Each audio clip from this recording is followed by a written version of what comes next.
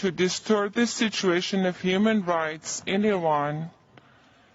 is an orchestrated ploy for ulterior motives which would lead nowhere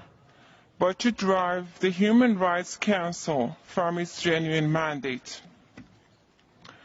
While the rights of Iranian people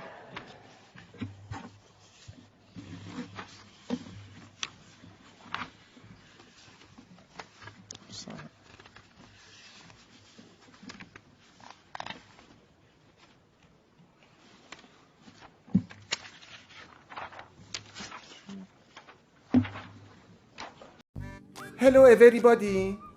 I am today very here to touch Islamic Republic. First of all, thank you the مقام عظما of رهبری حضرت ساینافالله سید علی خامنه‌ای and thank you سپاه پاسداران خاک برسم دهشو یادم رفت ده سپاه پاسداران and my brothers in Basij and all of my fire to اختیار brothers و a very big طیب الله to Rusi and Chinese and برادر بشار اسد for the عشقم دلیوی مشتی پسری ساپورتشون.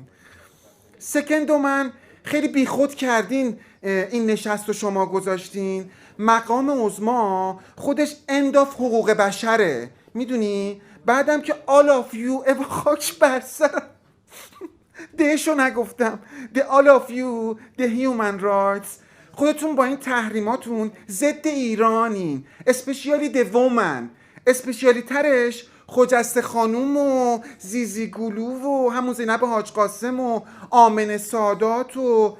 در رابطه با وضعیت حقوق بشر تو ایرانم باز اضافه کنم که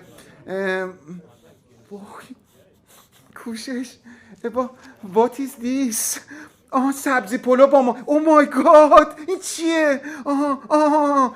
رهبر الدنگ ما ساری ببخشین تو رو خدا کوپ هست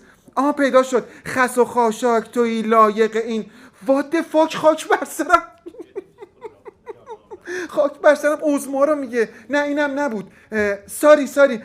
پیدا کردم thank you for your time دهشو یادم رفت day your time